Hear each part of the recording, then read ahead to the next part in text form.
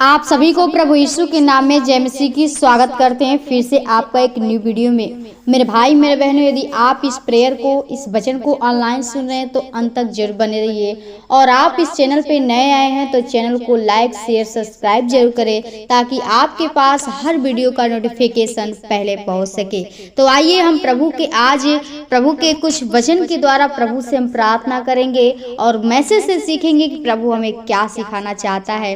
प्रियो, आप लोग प्रभु में बने रहिए और प्रभु की आज्ञा के अनुसार चलिए, प्रभु की व्यवस्था के अनुसार चलिए, क्योंकि परमेश्वर हर एक व्यक्ति के जीवन को बचाना चाहते हैं। परमेश्वर आपके जीवन में वो आनंद, वो खुशी देना चाहते हैं। लेकिन हम क्या करते हैं, आज हम संसार में भूल जाते हैं, हम भटक जाते हैं। लेकिन प्रियो, हमारा जो यीशु मसीह, जो परमेश्वर है, हमें अपने पास हमेशा बुलाता रहता है, हमेशा हमें खोजता रहता है और कहता है कि मेरे पास आओ, मेरे निकट आओ। परमेश्वर आपको अपने पास बुलाता है। प्रियो, आप जब प्रभु यीशु मसीह के नजदीक में जाएंगे, आप परमेश्वर की दृष्टि में, आप उसके अनुग्रह में होंगे, परमेश्वर आपकी ओर दृष्टि करेगा। और प्रियो, आपके जीवन में यदि किसी भी प्रकार की समस्या है, आप बीमारी के हालत में हैं, आपके जीवन में बहुत से प्रॉब्लम आ रही हैं, तो आप हमें कमेंट में बता सकते हैं, ताकि हम आपके लिए प्रार्थना कर सकूं।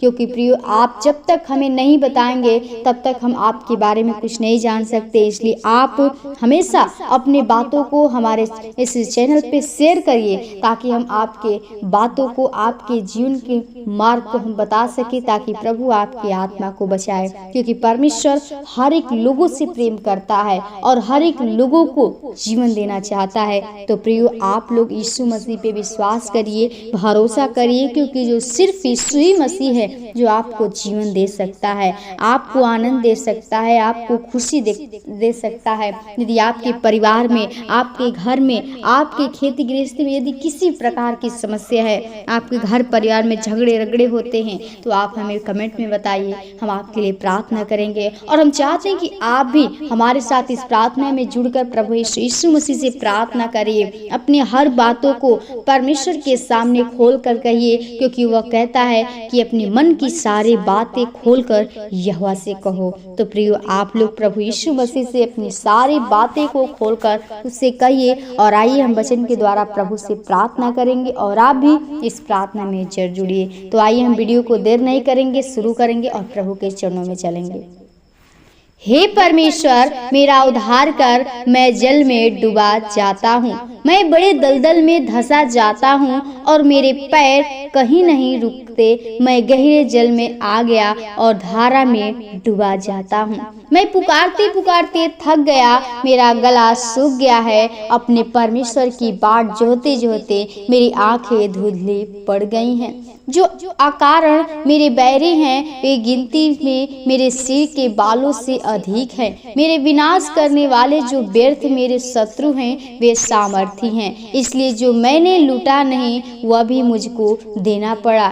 हे परमेश्वर, तू तो मेरा मूर्खता को जानता है और मेरे दोस्त तुझसे छिपे नहीं हैं। हे प्रभु, हे सेनाओं के यहोवा, जो तेरी बाट जोहते हैं, उनकी आशा मेरे कारण न टूटे। हे इस्राएल के परमेश्वर, जो तुझे ढूंढते हैं, उनका मुंह मेरे कारण काला न हो।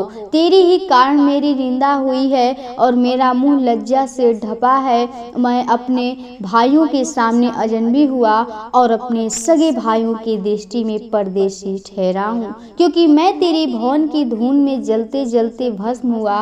और जो निंदा वे तेरी करते हैं, वही निंदा मुझको सहनी पड़ी है। जब मैं रोकर और उपवास करके दुख उठाता था, तब उससे भी मेरी नाम धराई ही हुई। जब मैं टाट का वस्त्र पहने था, तब मेरा दृष्टांत उनमें चलता था। फाटक के पास बैठने वाले मेरे विषय बातचीत करते हैं और मदिरा पीने वाले मुझ पर लगता हुआ गीत गाते हैं। परंतु हे यहोवा, मेरी प्रार्थना तो तेरी प्रशंसा के समय हो रही है। हे परमेश्वर, अपनी करुणा की बहुतायत से और बचाने की अपनी सच्ची प्रतिज्ञा के अनुसार मेरी सुन ले। मुझको दलदल में से उबार की मैं धंस न जाऊं, मैं अपने बैरियों से और गहरे जल में से बच जाऊं। मैं धारा में डूब न जाऊं और न मैं गहरी में जल में डूब मरूं और न पाताल का मुंह मेरे ऊपर बंद हो। हे यहोवा मेरी सुन ले, क्योंकि तेरी करुणा उत्तम है। अपनी दया की बहुतायत के अनुसार मेरी ओर ध्यान दे। अपने दास से अपना मुंह न मोड़, क्योंकि मैं संकट में हूँ। फुर्ती से मेरी सुन ले, मेरे निकट आकर मुझे छुड़ा ले। मेरे शत्रुओं से मुझको छुटकारा दे। मेरी नामधराई और लज्जा और अनादर को तू जानता है। मेरे सब द्रोही तेरे सामने हैं। मेरा हृदय नामधराई के कारण फट गया और मैं बहुत उदास हूँ। मैंने किसी तरस खाने वाले की आशा तो की, परंतु किसी को न पाया, और शांति देने वाले को ढूंढता तो रहा, परंतु कोई न मिला। लोगों ने मेरे खाने के लिए इंद्रायण दिया और मेरी प्यास बुझाने के लिए मुझे सिरका पिलाया। उनका भोजन उनके लिए फंदा हो जाए और उनके मुख सुख के समय जाल बन जाए। उनकी आंखों पर अंधेरा छा जाए ताकि वे देख न सके, और तू उनकी कटी को निरंतर कपाता रह। उनके ऊपर अपना रोष भड़का और तेरे क्रोध की जांच आँच उनको लगे। उनकी छावनी उजड़ जाए, उनके डेरों में कोई न रहे, क्योंकि जिसको तूने मारा वे उसके पीछे पड़े हैं, और जिसको तूने घायल किया वे उनकी पीड़ा के चर्चा करते हैं। उनके अधर्म पर अधर्म बढ़ा और वे तेरी धर्म को प्राप्त न करें। उनका नाम जीवन की पुस्तक में से कटा जाए और धर्मियों के संग लिखा न जाए। परंतु मैं तो दुखी और पीड़ित हूँ, इसलिए हे परमेश्वर तू मेरा उद्धार करके मुझे ऊंचे स्थान पर बैठा। मैं गीत गाकर तेरे नाम की स्तुति करूँगा और धन्यवाद करता हुआ तेरी बड़ाई करूँगा। हे यहोवा, यह यहोवा को बैल से अधिक, वरन सिंह और खुर वाले बैल से भी अधिक भाएगा। नम्र लोग उसे देखकर आनंदित होंगे।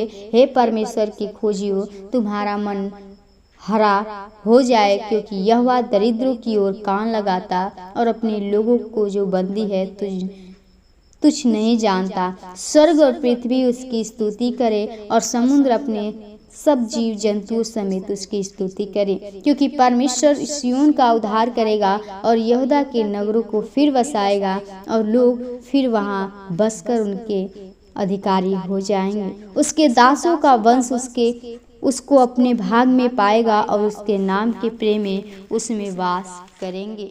आमीन।